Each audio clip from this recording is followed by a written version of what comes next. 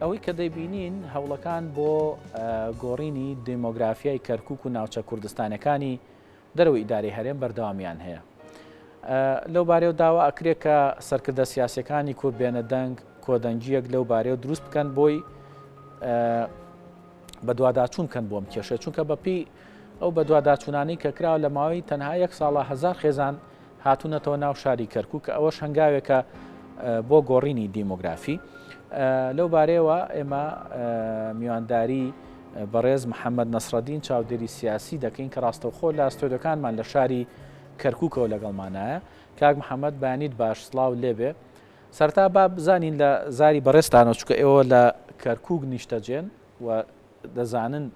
بابەتەکە چۆنە. ئەم بابەتەی کە پەیوەستە بە مەترسی لەسەر گۆڕینی دیمۆگرافیای کەرکووک ئایا چۆنە و مەترسیەکە لەکوێیە و چیشە ئەو مەترسی کە وای کردووە بڵێن دیمۆگرافیای کەرکووک گۆڕانکاری بەسەردادێ؟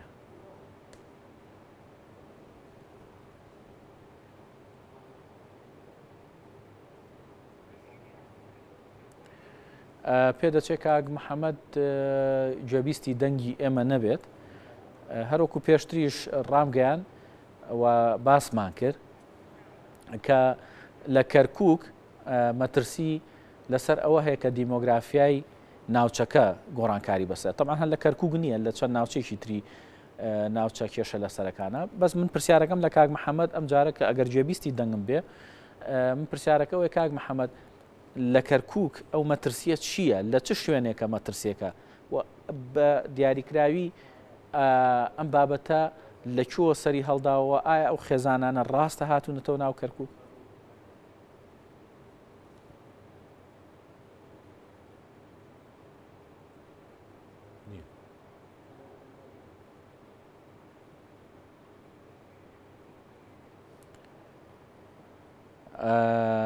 پێدەچێت کاک محەممەد نەسرەدین گوێبیستی دەنگی ئێمە نەبێت،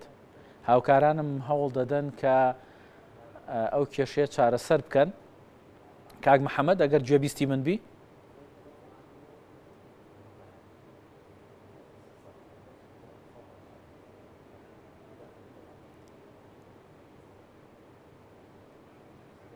کاک محەممەد ئەگەر گوێت لە دەنگمان بێ کاک محەممەد نەسرەدین کە چاودێری سیاسیەوە لە شاری کەرکووکەوە لەگەڵمانە، ئەگەر گوێبیستی دەنگمان بی بۆی کە گفتوگۆکانمان دەست پێ بکەین لەبارەی ئەو بابەتەوە. بێگومان مەترسی گۆڕینی دیموگرافی چەند ساڵێکە سەری هەڵداوە لە ناوچە کێشە لەسەرەکان و هاوڵاتیان بە بەردەوامی ئەم مەترسیان هەیە. کاک محەممەد ئێستا گوێبیستی دەنگی منی؟ بەڵێ کاک محەممەد پرسیارەکە ئەوەیە لە کەرکووک مەترسیەکە چییە؟ یعنی بۆ ئەوەی کە ئێستا ئەڵێن مەترسی دیمۆگرافیا گۆڕینی دیمۆگرافیا هەیە، لە کەرکووک مەترسیەکە لەسەر چییە؟ ئایا مەترسیەکە لەسەر ئەوەیە کە کۆمەڵێک بڕیار دەرکراوە لەوێ یاخود ئەو خێزانانە ئایا بە فعلی هاتوونەتەوە ناو کەرکووک نیشتەجێ بوون و بە چ بڕیارێک هاتوونەتەوە ئەوێ؟ دیارە ئەوەی کە ئێستا بەرنمەکەی بەڕێستە گۆڕینی دیموگرافیا لە ناوچە دابرێناوەکان و بە تایبەتی کەرکووک بەشێکی بە بڕیاری ئیدارەی شارەکەیە و بەشێکشی بە بڕیاری حکوومەتی ناوەندە. ئەنی بۆ نمونە چەندین خێزان هەیە فۆرمیان بۆ دەگوازنەوە بۆ شاری کەرکووک، ئەمە کە خۆی بۆ خۆی مەترسیە لە بەرەوەی ڕێژەی پێکاتەکان دەگۆڕێ،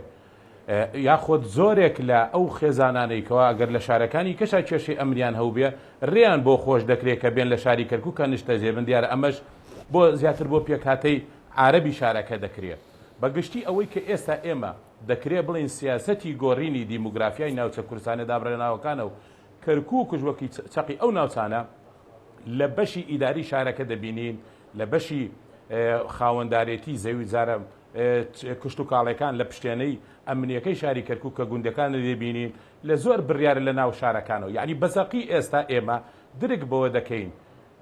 جیاوازێکی زۆر لە بینی ئەو سیاست و بەڕێوەبردنە دەبینی کە لە سەردەمی دەسەڵاتی کوردیا بوو، هەرچەندە ئێمە بۆ خۆمان کاتی خۆی گلەیمان زۆر لە دەسەڵاتی کوردی لە شارەکەی هەبوو، بەڵام کاتێککە ئێستا بەراوردی دەکەین لەگەڵ ئەو شێوە بەڕێوەبردنە و ئەو دەسەڵاتەی ئێستا هەیە فەرق و جیاوازێکی زۆر دەبینین لەوەی کە ئێستا ئەم دەسەڵاتە بە بەرنامە کار لەسەر ئەوە دەکات پێگەوی کورد لە شارەکە کەم کاتەوە بە بەرنامە کار لەسەر ئەوە دەکات ڕۆڵی کورد لە ئیدارەدانی شارەکە بۆیە گۆڕینی دیموگرافیای ناوچەدا برراکەن وە کەرکووکش ئەمڕۆ بۆتە بەرنامەیە لە زۆر پرسی هەستیاری شارەکە هەستی پێدەکرێت وە جیاوازیەکانش دەبینین یعنی بەس بۆ نمونەیە بۆ بەڕێزت لە بینی دەسەڵاتی کوردی چۆنی دەڕوان نییە پێکەوە ژیانی ئاشتیانەی پێکهاتەکان ینی بۆ نمونە ئێمە لیستێکمان هەبوو لە ئەنجومەنی پارێزگا زۆرترین ژمارەی ئەو لستە لە ئەنجومەنی پارێزگا لستە کوردیەکە بوو کە ناوی لیستی برایەتی بوو ئێمە لەنا ئەو لستەیە عەرەب و تورکمان و مەسیحی تێبوو یعنی ئەو زۆرینەی کە کورد هەیبوو دەیتوانی سەرجەم پۆستەکانی کەرکووک بۆ خۆی یەکلاکاتەوە بە پارێزگار بە جێگری پارێزگار بە سەرۆکی ئەنجومەنی شارەکە بەڵام باوەڕبوونی دەسەڵاتی کوردی بەوەی کە ئەم شارە دەبێت پێکەوە ژیان تیا بپارێزێ و هەموو پێکاتەکانە شەریک بن ئەوە بوو کە جێگری پارێزگار کە ئێسا ئەو پارێزگارە بە وکالەتەیە و دژایەتی کوردەکە ئەوە بە پێشنیاری کورددا درابوو لە بەرەو کوردی توانی ئەو دانەنا باشە سەرۆکی ئەنجومەنی پارێزگای کەرکووکی دا بە تورکمان ئێستا دەبینین هەر ئەو دەسەڵاتەی ئەوان تێن دژایەتی کوردەکەن باشە کاک محەممەد ئەوەی کە پێشتر بەپێی مادەی 140 دەستوری عێراق کە ئیشی لەسەر کرا مافی گەڕانەوە بۆ زۆرێک لەو هاوڵاتیانەی کە کوردن و ئەسلیان خەڵکی شاری کەرکووکە و دوجار لەوێ نیشتەجێ بوونەوە و هەندێک لەوانش کە عەرەب بوون و یاخود پێکاتەکانی تر بوون و بە زۆرەم لێ هێنرابوونە ئەوێ یاخود بەپێی بڕیارێکی پێشووتری عێراق ڕژێمی پێشووی عێراق هێنرابوونە ئەوێ ئەمانە کاریان بۆ کرا و قەرەبوو کرانە و وتیان ئێوە لە کەرکووک ناتوانن نیشتەجێ بن ئێستا بەپێی چه بڕیارێک ئەوان جارێکی تریەنەوە بۆ ئەوێ چۆن ینی حکوومەت و پەرلەمان قسەیان نییە لەسەرەمە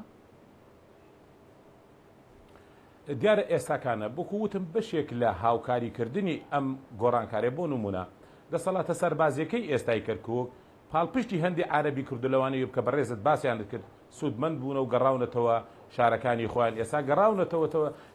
شەڕی کورد دەکەن لەسەر ئەو خاکەی کە دەبوو بە مادەی 140 بۆ کوردەکان بجێردرێتەوە بە تایبەتی ناوچەکانی دەوروبەری سەرگەڕان یاخۆت هەندێ دەی کاکەی کەەوە تا ئێستا هەم دەسەڵات ئیدارێکی شارەکەی کەرکووک و هەم ئەو دەسەڵاتەی لە کەرکووکە هەیە لە سەر بە بەغدایە کار ئاسانی بۆ جێڕانەوە ئەوان دەکا و بەشێکش کە مافی ئاوارەکان بوو کە دەگەڕانەوە لە کوردەکان کە تەواوی مافی هاوڵاتی بوونیان لەو شارە هەبێ ئێسا بۆ نمونە ئاوارەیەکی کورد کە گەڕابێتەوە شاری کەرکووک ئەگەر نفوسی قادرکەرم بێت تا ئێستا نفوسی هەر لەسەر دووزماوە هەر بۆ زانیاری بەڕێزت دوایین دامەزراندن کە لە کەرکووکە لە کەرتی تەندروستی کراوە سەروی 390 کەس لەو تەر دامەزرانە دەرد کراون بە بیانی و ئەوەی یعنی کوردن ڕەگەزنامەیان کەرکووک نییە ڕەنگە بەشێ لەوانە ئەو کوردانە بن بۆ نمونە زۆرێک لە قەزاو ناحیەکان بە بڕیاری بەعس لە کەرکووک جاکراونەتەوە دراونەتە پارێزگایکە ئێستا ئەو کوردانە کە هاتوونەتەوە نفوسیان تا ئێستا نفوسی کەرکووک نییە ئەم دەسەڵاتەی ئەمڕۆ هەوڵ دەدا بێبەشی کاکەوە تا تۆ ئەگەر لە ڕووە یعنی لە ڕووی ئەوەی کەوا ماڵشت هێناوە تۆ شاری کەرکووک تا ئێستا تەواوی بەڵگەنامەکانت نەکراوەتە کەرکووک ئێستا ئەوە لە ڕووی ئیداریەوە بەکاردێنن بۆ دژایەتیکردنی کوردی شارەکەت دەیانی دەیانەوە لەو ڕێوە بێبەشی لە دامەزراندن بۆچی تا ئێستا نەکراوە بۆچی ئەوانە تا ئێستا نەکراونیانی دیارەکەوتم ئێمە گلەیمان لە دەسەڵاتی شارەکە هەبەوە لە تەواوی دەسەڵاتی کوردی هەبووە ئەوە دەبوو لانیکەم هەندێ برگەی مادەی 140 دەبوو ئەگەر ینی پێویستی بە پارە نەبوو پێویستی بە ینی جهودێکی کەمتر بوو لەوەی کەوا تەواوی مادەکە جێبکرێ ئەمە پێویستی بە ئیسیفتانە بوو جێڕانەوەی نفوسەکان بۆیە ئەوەی کە ئێستا کێشەی گەورەمانە ئەو دەسەڵاتی کە ئێستا شەمانە بۆ یانە لانیکەم بۆ ئەمەی ئێستا ئەبێ ڕووی کەرکووچەکان لە دەسەڵاتی ئێستا ئەوەی کە لە بەغدا دەکرێ لەم ئانوساتەی ئێستا کە باز لەوە دەکرێت حکومت دروست دەکرێت هەموو درک بۆەوە دەکەین لە بەغدا ئەمڕۆ پێویستیان بە پێگەی کوردە بۆ دروستکردنەوە حکومەتە دەبێت جهودی کورد بۆ ئەوە بێ لە بەغدا ئەو برگانە لانیکەم ئەو برگانە جێبەجێ بکرێت کە تەواوی مافی هاوڵاتی بوون بۆ کەرکووچەکان بجێڕێتەوە. کاک محەممەد لە وەکو خۆشە ئاماژەوە پێکرد کە بەداخەوە هەندێک جار کە ئەو کێشانە دروستە بێ پاڵپشتیەکی سەربازی هەیە بۆ ئەوانەی کە لە دژی کورد ئەیانێک کارەکە بکەن لەعنی لە زۆر ناوچە بینی ومانە کاتێک کێشە لەسەر دروستە بێ لەسەر زەوی زار دروستە بێ هێز ئەهێنرێتە ئەوێ ئەمە مەترسیەکە زیاتر ناکات لەسەر خەڵکی شاری کەرکووک و ناوچە دابڕێنداوەکان بەوەی کە لەوانەی تر کابرا بترسێ کە پاڵپشتێکی نەبێت لەوانێ شوێنەکە چۆڵکە. بە دیاریکراوی ئەوەی بەڕێز ئەو وەسفەی بەڕێزت لە هەندێ گوندی دەوروبەری سەرگەڕان بە زەقیا خۆت کاکەیەکان ڕوئەدا ئەو هێزە سەربازیانی ئەرچیان پارێزگاریکردنە لەو ناوچانە لەو جۆرە کێشانە کاتێک کە لایەنە عەرەبیەکە بەڵگەنامەکانی سەردەمی بەعسیان بۆ دەبا ئەوان باش دەزان ئەو بەڵگەنامانە هەمووی هەڵوەشێنراونەتەوە بەڵام دێن بەو بەڵگەنامانە کار دەکەن بۆیە بەشێکە لەم سیاسەتی تەعریب و گۆڕینی دیموگرافیایە ئەو دەسەڵات و هێزە سەربازی لە کەرکووکە هاوکاریان یاخلانی کەم بڕیارێ دەرئەکا بەوەی ڕێگر ئەبێ لە هەردوو لاسوود لەو زەوێ بینن کاتێک کە تۆ ڕێگر دەبی لەوەی عەرەبێک چۆتەوە شارەکەی خۆی و سوودمەند بۆ پارەی وەرگرتبێتەوە بە هەمان بڕیار دێڕێ لە کوردێکش دەگری کە مەخاکی باپیرانتی لەوەی سوودی لێبینە کەواتە تۆ ڕێگر دەبی لەوەی ئەو یاسایانەی کەوا ئەو برگانەی کە لە مادەی ١ لە جێبەجێ بکرێت بۆیە ئێستا ئەو هێزە سەربازیانە لە زۆر شوێن ئەو ڕۆڵەیان بینیوە کە هەوڵیان داوە جێبەجێکردنی ئەو یاسایانە بکەن کە لە سەردەمی بەعسا دەرچوون و بەشێک بوون لە سیاسەتی تەعریب و گۆڕینی دیموگرافیا ئەو ناوچانە بەڵێ ئەو هێزانە زۆرجە پەنا بە ئەو یاسایانە دەبن. باشە کاک محەممەد لە ڕووی بڵێن پەرلەمانیەوە چی بکرێ ئەنی ڕاستە ئەم بڕیارانە لەوانە ئیداری شارەکە جاری وا هەیە سربەخۆیانە خۆی بیدا بەڵام ئەی لە ڕووی پەرلەمانیەوە چی بکرێت لە ڕووی حکوومەتی عێراقەوە چی بکرێ بۆی کە لێوە فشارەکە زیاتر بێت لەسەر ئیداری شارەکە و ئەم بابەتانە کە پێشێلکارین بەرامبەر بە پێکهاتەیەکی سەرەکی لە کەرکووکە ڕابژیرێ. دیارە ئێستا ئەم بارودۆخە چ لە ڕووی پەرلەمانیەوە دیارە ئەمڕۆ ئەم حکوومەتی نوێ عێراق بۆ ئەوەی ڕۆشنایی ببینێ و بۆی بێ بە حکوومەت پێویستە لە دەرگای پەرلەمانەوە تێپەڕ بێکەوەتە ئەمڕۆ کورد دەتوانێت پەرلەمانتاری کورد یاخۆ لایەنە سیاسیەکان ئەوەی لە پەرلەمان ئەمڕۆ ڕۆڵ ببینن لەوەی کە دەبینین ئێستا هەموو لایەنە سیاسیەکان سونەکان دەیانەوێت داخوازیەکانی خۆیان جێبکەنەوە لەو حکوومەتە بەوەی ئەو حکوومەتە دروست بێ بەڵام کاتێک کە داخوازیەکانیان جێبەجێ دەکا بۆیە دەبێ کوردش ئەو داخوازانەی ئەمڕۆ تەرحی دەکا بۆ ئەوەی متمانە بۆ حکوومەتەی بەغا بدرێ دەبێت بەشێکی ئاساییکردنەوەی بارودۆخی شاری کەرکووک بیانی ئێستا دەبینین سونەکان داوای گەڕانەوەی ئاوارەکان دەکەن داوای ئاوەدانکردنەوەی ناوچەکانیان دەکەن وەکو مەرجی پێشوەختە بۆ بەشداریکردن لە حکوومەتە ئەمڕۆ وەکو باسم کرد بۆ دروستکردنی حکوومەت بێ بەشداری کورد حکوومەت دروست نابێت لە بەغدا دەکرێت کوردش ئەمڕۆ مەرجی پێشوەختەی ئەو بێ لەگەڵ ئیستحقاقاتەکانی هەرێمی کوردستان دەبێت بەشی سەرەکی ئەوە بێ ئاساییکردنەوەی بارودۆخی شاری کەرکووک ئەمەی کە دەکەوێتە سەر حکوومەت بەڵام بەشێکی کەی ئەوەیە ئێمە بەشە ئیدارەکەی کە ڕەنگە ئەوە تاوانێکە دەسەڵاتی کوردی خۆی لێی بەرپرسە ئەوەیە ئێمەلانیکەم بۆ ئەو بڕیارانەی کە ئیدارەی شارەکە لێی بەرپرسە ئەو ئیدارەیە سەردەمی خۆی کاتێک کە ئەنجومەنی پارێزگامان هەبوو زۆر بە ئاسانی دەمانتوانی ئەم پارێزگارە لا بدەین پارێزگارێکی کورد دابنین بۆی ئەو بەشەی کە ئیدارەی شارەکە دەری دەکات ڕێگر بین لێ بەڵام دیارە کورد خۆی بۆ خۆی تەرخەم بوو ململانی سیاسی وای کرد کە ئێمە تا ئێستا ئەو بەشەی تایبەتە بە ئیدارەی شارەکەی کەرکووکەوە بە ویستی خۆی یاخود بە ئیرادەی کوردی لای ئەوان ماوە بەکاری دێن دژمان بۆی ئێستا ئەبێ لەسەر ئاستی ئیدارەی شارەکە کار بکەین بۆی دەسەڵات بۆ کورد بگەڕێتەوە و لەسەر ئاسی بەغداش مەرجی پێشوەختەی بەشداریمان ئەوە بێ کە دەبێت هەر چۆن سونەکان داواکاریان هەیە مەش داواکاریەکەمان بە ئاساییکردنەوەی بارودۆخی شاری کەرکووک بێت. بەڵێ بەڕێز محەممەد نەسرەدین چاودێری سیاسی زۆر سپاس کە ڕاستەوخۆ لە ئەستۆدیۆکانمان لە شاری کەرکووکەوە لەگەڵمان نابوو سپاس بۆ بەشداریکردن.